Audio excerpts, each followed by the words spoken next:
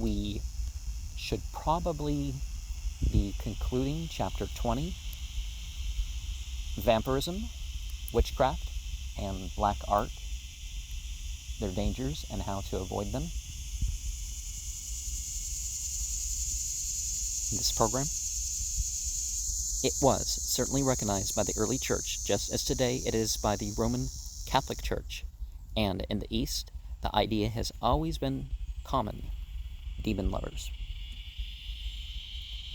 Right throughout the ages, the theory of demon lovers has been a popular one, and when investigated, there is a substratum of truth at the bottom.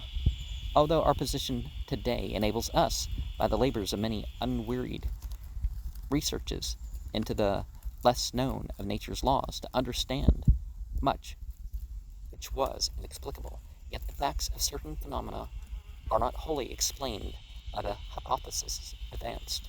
In fact, but a very minute corner of the veil has been lifted by the ordinary person, and here, as in every other department of nature, the so-called simplicity is an utter misnomer.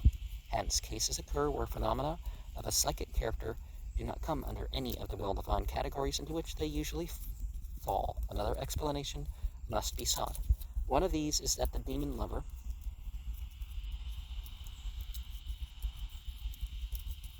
there are people who hold daily communication with what they believe to be their twin souls, whom they call their spirit brides or spirit lovers.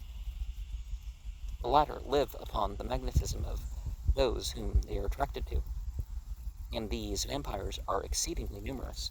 I have had ample opportunity to observe during my experience. It is impossible to laugh the people out of their belief, as they feel the presence of these beings. Conversation takes place between them, questions asked and answered, and in some cases these entities have materialized so as to be seen by anyone. Or, the awareness has been made available. Materialize is not quite the right word. Well, it's in, quotation marks, because it's not a physical thing, In olden times, if a male was attached to a woman, it was called an incubus. If a female attracted to a man, it was succuba. Apart from medieval writers, as another writer remarks, the immense mass of evidence collected from many countries by different scientific observers and by the medical men and others cannot be set aside. Doubtless, if only one or two cases exist, we should explain them by the one word, hysteria. But the accumulated mass of facts from so many different temperaments cannot be dealt with in this manner. We must accept the facts, although we may differ as to their case. What the cause is. Among the cases which have been brought to the author's notice are the following. A young lady in New York City had an admirer who asked her hand in marriage, but as he was a drunkard, she refused and married another. Thereupon the lover shot himself, and soon after that event, a vampire, assuming his form, visited her frequently at night, especially when her husband was absent. And, of course, it could be psychosomatic issues with her, brought on by unresolved things with the event. Not that there couldn't have been real spiritual entities involved in the whole thing. She could not see him, but felt his presence in a way that could leave no room for doubt. The medical faculty did not know what to make out of the case. They called it hysterics, and tried in vain every remedy in the pharmacopoeia until she at last had the spirit exorcised by myself. In this case, there is an elemental making use of and being aided by the elementary of the suicide. Elementals and elementaries are species of entities found in nature. A miller in the state of Michigan had a healthy servant boy who soon after entering his service began to fail. He had a ravenous appetite, but nevertheless grew daily more feeble and emaciated. Being interrogated, he at last confessed that a thing which he could not see, but which he could plainly feel, came to him every night and settled upon his stomach, drawing all the life out of him, so that he became paralyzed for the time being, and neither could move nor cry out. Thereupon the miller agreed to share the bed with the boy, and proposed to him that he should give him a certain sign when the vampire arrived. This was done, and when the sign was given, the miller grasped an invisible but very tangible substance that rested upon the boy's stomach, and, though it struggled to escape, he grasped it firmly and threw it on the fire. After that the boy recovered, and there was an end of these visits. Those who, like myself, have, on innumerable occasions, removed astral tumors, and thereby cured the physical tumors, will find the above neither incredible nor unexplainable. Moreover, the above accounts do not refer to events of the past, but to persons still living in this country. A woman in this vicinity has an incubus, or as she calls it, a dual, with whom she lives on the most intimate terms as wife and husband. She converses with him, and he makes her do the most irrational things. Well, there's different sorts of rationalism, and perhaps there's a chain there, and one point, the beginning and the end don't seem rational, but you put it all together, like some of that stuff in the Talmud. If you've ever looked at the Talmud, like all over the place, they're like, don't obey the Torah, but they don't say that. It's just because of this, and it's like, no, I'm not sure how common that is. I just found a couple instances of looking through it, but he has many whims, and she, being a woman of means, gratifies them. If her dual wants to go and see Italy through her eyes, she has to go to Italy and let him enjoy the sights. She does not care for balls and theaters, but her dual wants to attend them, and she has to go. She gives lessons to her dual and educates him in the things of this world, and commits no end to follies. At the same time, her dual draws all the strength from her, and she has to vampirize everyone she comes in contact with to make up for the loss. Before closing this aspect, attention may be directed to witchcraft. There is grave reason to believe that we should hear more cases like the above, and that there may even be a recurrence of the true vampire through the barefaced exploitation of witchcraft and the black art, which has been so marked a feature during the last few years. There have been persons who have been unblessingly counseled the gaining of the control of other people's minds so as to bend them to the experimenter's purpose. It cannot be too clearly stated that the human will is sacred, that any interference with it by any other person must lead to awful results, which cannot be contemplated. A law has been set in motion which will exact to the uttermost farthing the effects caused by the imposing of one's will upon another. Law obtains in every part of the universe, however high up one may go. It is the law of compensation, by which any wrong inflicted on a human being must react upon the doer. In modern civilization, the greater part of the time is spent in supplying each other's wants, and in the multifarious and complex transactions between man and man, each is a voluntary party if an agreement is come to. This, of course, does not prevent the introduction of deception and sharp practices, but it certainly limits it. One is able to checkmate those who do not appear to be playing the game. But in witchcraft, a secret and silent factor, more potent than any finesse, done openly, is smuggled in, and one man or woman is made the tool of another. The law of the land recognizes undue influence in regard to the making of wills, etc., but it is here powerless to step in and shield the weak. A person is simply compelled against their will, or better understanding, to fall in with the wishes of another, being blind to the wrong he is doing himself, or how cruelly he is subverting his own interests, and jeopardizing those of those most dear to him. No wonder the unscrupulous man or woman, pandering to the lowest side of human nature, recognized in witchcraft a means of playing on the weakness of a large number of people.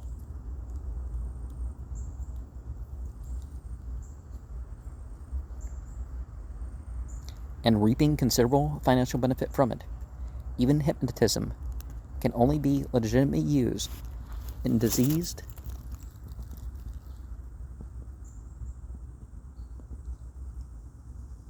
and the eradication of bad habits, but even then some guarantee as to the character of the operator is required, for the magnetism of the operator is blended with that of the subject. In many a dabbler in this subject, we have the nucleus of a vampire, and not only should the reader refuse to be experimented upon by others, unless it is a case of disease, and only then when satisfied as to the bona fides and the presence of a third friend. A hypnotist should be like Caesar's wife, but morals are often immaterial in the eyes of those professing to teach the art. And there is sort of a difference between being amoral and immoral. Of course, regardless of this, I'm going to be in my own way. That's actually sort of the height of immorality, in a way of speaking. So, the elementals. In the Indian pantheon, there are no fewer than 32 million of various kinds of entities, and among these are elementals. I am only concerned with one or two classes here. However, one I have already referred to, and these are known as Rakshakras and Bhutas, and the brothers of the shadow, the latter being both living and dead. The living class, the latter class, are cunning, full of vindictiveness, ever seeking to retaliate upon humanity. These ghouls live on the emanations of others, our blood. They have, as it were, cheated nature by their knowledge of the forbidden art, and most of the magic feats performed by dabblers are accomplished through their aid, helped by the elementaries. They rove the plains of nature and pounce down upon people who lay themselves open to them. The vampires of health. Sensitive people have often complained of a feeling of ennui, of being run down after being in the company of certain persons. One cause of death is the drainage of the vital atoms by human vampire organisms, for many persons are so constituted that they have unconsciously to themselves an extraordinary faculty for sucking the life principle from others, who are constitutionally incapable of retaining their vitality. Thus, it is well known that old people can derive physical life from fresh young organisms by sleeping beside them, and the experience is common among invalids whose organisms have been rendered sensitive by illness, that the presence of certain people is exhaustive, and of others life-giving. This constant change of vitality is a necessary condition of our existence, as we are at present constituted, but as the laws by which it is governed are absolutely unknown to the medical profession, which does not treat patients except on their surfaces. An appalling amount of wholesale slaughter now goes on unchecked. And, there are side effects, short-term and long-term, that can result in that, or can make certain behaviors worse, and things arise from that. But when they actually do the tests for chemical imbalances and other stuff like that, not being anti-medical or anything here, just make your, own decisions as to the risk, not whether or not your doctor is willing to take the risk. It should be whether you're willing to take the risk too. This might be greatly diminished if doctors would open themselves to divine illumination and not regulate to the church that part of the human organism which, if they knew a little more about it, they would perceive comes directly within the sphere of their operations. There is no doubt that vitality can be absorbed as above stated. Robust people can be drained by the modern vampire, and the information has been known for thousands of years. Doctors are puzzled, and such cases make one more addition to the already long list of nervous diseases. What has happened in reality is. The life force, or magnetism, has been drawn out of him or her, and has been absorbed like a sponge by the modern vampire. Breeders tell us that young animals should not be herded with old ones. Doctors forbid young children being put to sleep with old people. We all remember David, when old and feeble, having his forces recruited by having a young person brought in close contact with him, and in the case of the late Empress of Russia, the sister of the Emperor of Germany, who was seriously advised by her physician to keep a young and robust girl in her bed at night. Well, perhaps the doctor was trying to provoke some other stuff, but perhaps not, because there was someone in Germany, I forget much detail about the case, except he was known as the dog killer because he would have 2 young dogs brought to him.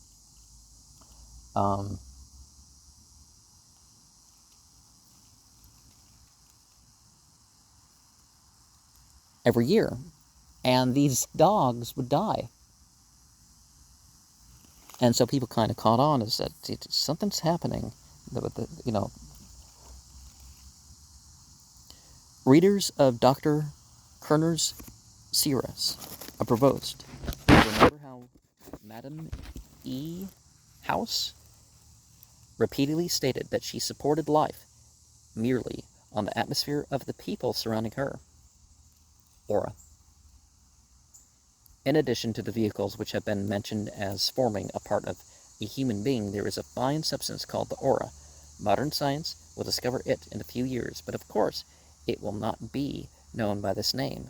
It will be a new ray, christened by the name of its inventor, perhaps, as has been hinted. The N-rays of M. Blondlot approach it most closely. Painters in all ages have depicted a circle of light surrounding the heads of saints, called the glory, nimbus, or aureola, indifferently in olden times. But more was then known about this subject, so that it is no more thought a mere freak of the imagination. The only fault of the painter was that he restricted this phenomenon to the head. As a matter of fact, it surrounds the whole body to the extent of about 18 inches. And light, heat, moisture, and magnetism, about 18 inches is not the utmost limit of any of that. But this was the odic fluid of Reichenbach. It is of a highly refined order of physical matter, seen by many people who have developed clairvoyant sight. Just as some people see colors beyond what appears as a blank to others, looking at the colors thrown on a sheet of paper by a prism, it is very complex, there being several grades of etheric matter in it. One of these grades is known as the health aura, and it is with this that we are chiefly concerned. It is the vehicle of a vital force on this plane.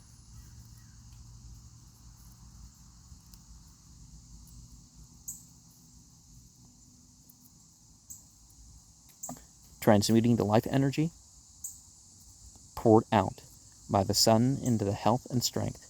It has been referred to earlier in these pages as the prana, specialized from the jiva. It is absorbed by the spleen and thence runs over the whole body, much in the same way that blood circulates through the veins, running out from the center in every direction. As it uses the nerves as a medium, unless these are healthy, there is no free flow of the nerve, ether, or prana. In addition to this raying out, a healthy man flings off, much in the same way, perspiration is thrown off large quantities of his auras, so that wherever he goes, he literally sprays health about him. It escapes from every pore, and can be directed to flow along certain channels. This radiation is a shield against disease, and may be compared to a rapidly revolving wheel, which, if struck by some small body, will fling it off at a tangent. As soon as it comes into contact with it, it diminishes in quantity and suffers in quality from worry, injury to the body.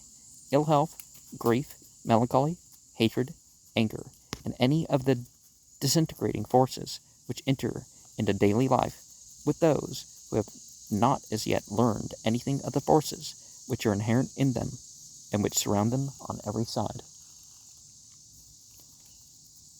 A man in bad health is like a sponge, and as soon as he comes in contact with a healthy person, he draws the aura to him. If this drain goes on for long, the healthy person is injured very much.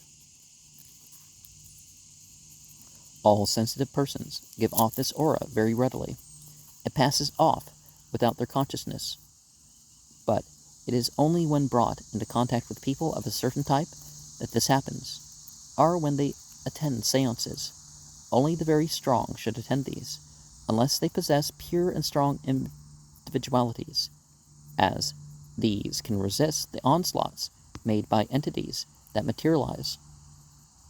All the phenomena of the seance room are produced by means of the magnetism of the sitters and the medium, as is well known to those who have studied the subject merely superficially.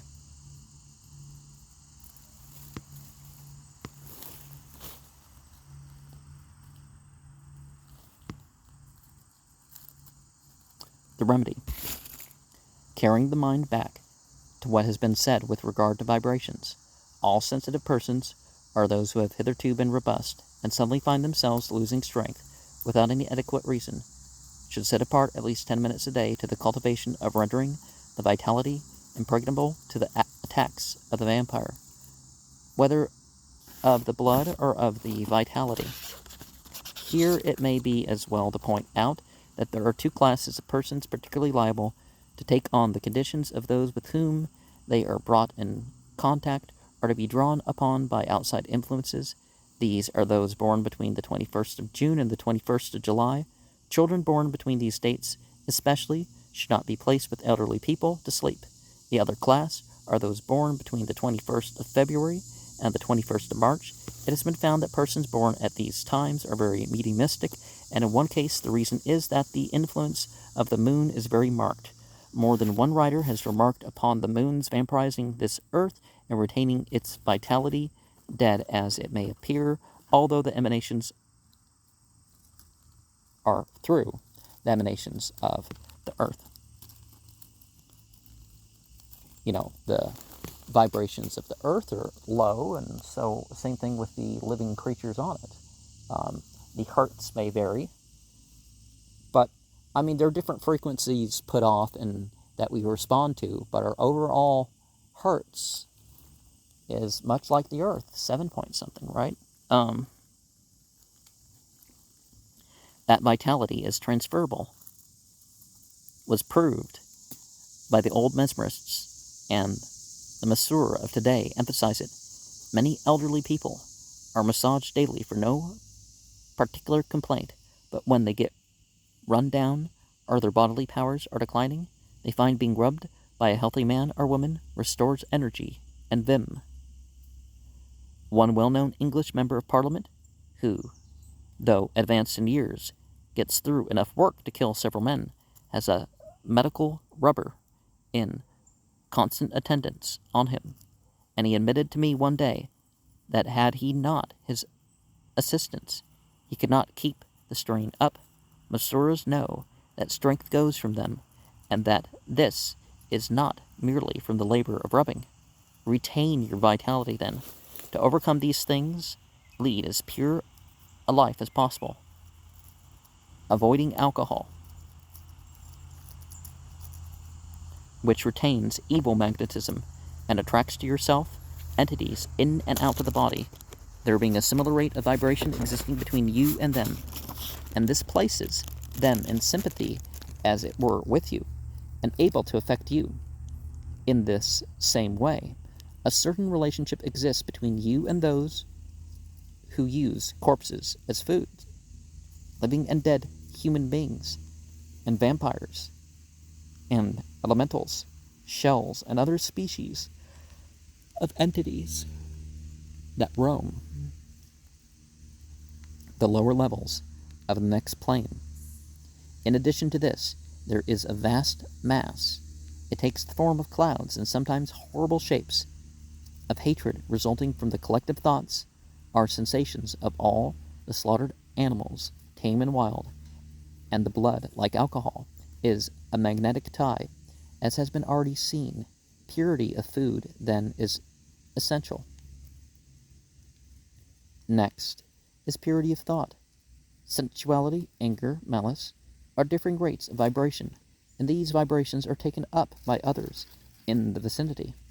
The entertaining of a thought of evil towards another human being is fed and increased in consequence, so that the next time you repeat the thought, it is with increased power. If indulged in much, you create a center of evil, and this may be seized upon by some passing entity, which neither attaches itself to you and feeds vicariously on your magnetism, and that of others ending in possession, or without being pounced upon by an astral inhabitant. It will become a kind of alter ego. Another stratum of consciousness, acquire a semi-consciousness of its own, and became to a large extent independent of you. This is the key to much of the phenomena of multiplex personality, and also accounts for the remark, so frequently heard when a friend sees another, whom he has not met for years. How has he changed? Every man is his own devil or god, or can consider himself that way, or in a practical sense is, right? Just as he is responsible for whatever circumstances he is surrounded by, are his destiny in general, at least his choices with his circumstances. Because, like, well, it's predestined where you're going to walk or whatever, and it's like, well, yeah, but that's almost entirely your own decisions. By thinking pure thoughts only, sympathetic, helpful thoughts, the matter of which your subtle vehicles is gradually built on vibrations corresponding with these qualities, the lower thoughts perish for want of food. Further, just as evil thought is fed, like a river is fed by a tributary, so in the same way, high thinking and kindly thoughts attracts those of a like nature. Sympathy is of two kinds, however, and nearly always the wrong is indulged in. By feeling keenly and sympathizing with one in pain or suffering from a disease, there is a tendency to reproduce the same symptoms in yourself, to say nothing of being unconsciously drained by the invalid. It is quite possible to sympathize with a friend without, at the same time, taking on his weakness. Let your sympathy be strong. That is to say, look at things from the most optimistic standpoint, which is the only true one. Don't humor him and strengthen him in his negative aspect. We all know these people for wet blankets wherever they go, whether it be the sick chamber or the busy mart. We also know those who, like a ray of sunshine entering a dark cellar, lights everything up. This is the aspect to take when visiting sick friends. Refuse to see the disease, talk only of the bright, the helpful, and not only are you cheering him up and practically creating a life force, but you render yourself less likely to be drawn upon. With regard to protecting yourself generally, when rising, imagine that a shell is forming at that extremity of the aura. Picture a white mist, a void, becoming denser every moment. Just as in winter, the breath is clearly visible with each exhalation. So, as you breathe outwards, see in the mind the breath taking form. Use the will in addition, and this will have the desired effect. Repeat about midday or whenever entering a crowd, or a low quarter of a city. At night, again, form this protective shell just before going to sleep, and you are not likely to be troubled with vampires. Where there is a suspicion of the existence of an entity of the ghoul type, the type that people are going to consider to be ghouls, because remember the idea that ghoul is this entity that makes you do things without your permission and physically harms you, and sure, they can convince you to psychosomatically hurt yourself or give up your willpower, but again, they've convinced, The free use of garlic in a room is recommended, or placing small saucers of nitric acid on the tables, out of the way of children and animals, for a short time daily, but not in the bedroom, unless the window is left open each night, will be found to counteract any vampire influence.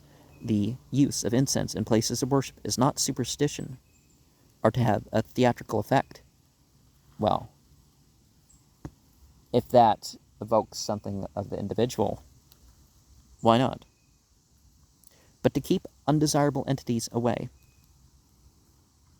just as the origin of church bells was to free the sacred edifice of their presence. Some people will say the playing of musical instruments is banned in certain types of certain places of worship because it actually does the opposite. And there's certain references that are even clearer in the Judeo-Christian tradition about the demonic use of musical instruments. I mean, other than the human voice, of course. The gargoyles seen on cathedrals, etc., are the demons escaping. There is more in sound than the world dreams of, and there is a deep law underlying the breaking of a wine glass when whistled into. Are the walls of Jericho falling down after the blowing of an instrument? But this scarcely comes within our province here. Just as certain smells are obnoxious to human beings, some even fatal, as in the case of inhaling chemical gases, so the burning of certain herbs or food even has definite effects on invisible beings. Cases of tribal deities loving a sweet savor and the offering up of animals as sacrifice will occur to the reader, while to the student of medieval literature, the rites connected with witchcraft will be better understood. The Hindus sit on kusagrass mats when meditating, as the fiber is said to resist bad elementals and evil influences. The use of flaculis, burnt, is also recommended for the same purpose. The burning of dried garlic will also be found efficacious, but it is anything but pleasant. I don't necessarily agree with that, but the even asafoetida has some. But an important practice might be to take all these scented herbs and spices and stuff. Some stuff you can't use because, like, they chemically treat citrus peels, and so you can't use organic ones to drink the stuff. But the smell of the mist and stuff, yeah. You want work out the symbolism, work out the possible effects of these things, and then incorporate it into your magic, right? In waking in the street, you can prevent yourself being tapped by closing the hands, as the fingers conduct magnetism freely, and many people lose much in this way, which is lapped up from the fingers by astral entities. The body may be locked to prevent any leakage in railway compartments, trams, etc., by clasping the hands and placing the left foot over the right, and thus form a complete circuit with one's limbs. Just as electricity discharges itself from angles and points, so in the human body. It is to be hoped that cremation will grow in favor as time goes on, as it will put an end to the grave vampire. Or some say it has increased it, but so long as the body remains, there is a strong desire on the part of a man whose thoughts have been of the earthy, and if he gain the occult knowledge as to keeping his corpse fresh, he will not hesitate to use it. Sometimes when a body is destroyed, another body will be obsessed for the purpose, or in the case of a human monster, a human being will not be depraved enough, and the body of some ravenous animal will be selected, such as the wolf, whence comes the werewolf, which is urged madly on in its career of destruction, the entity partaking vicariously of the blood of its victims.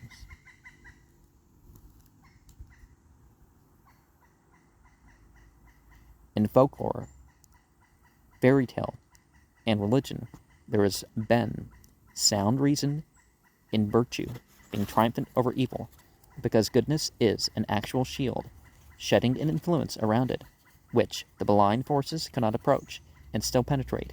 A good conscience is an invisible coat of armor, and it can be created atom by right thought and right living, if man could but realize that he is alone, is the creator of so-called evil, that the earth's moral atmosphere, formed by him in his ignorance, permeates nearly all of us, whether we will or not, until we are soaked in pessimism, that obeying a general law like forces attract like forces, that again, in obedience to law, repeated additions of unkind, uncharitable, fierce, bitter, and evil thoughts keep the strata of misery, greed, and crime ever active. If a man realized this, surely he would begin to build better. Until he does, however, he will continue to suffer and contribute to the world's stock of woe.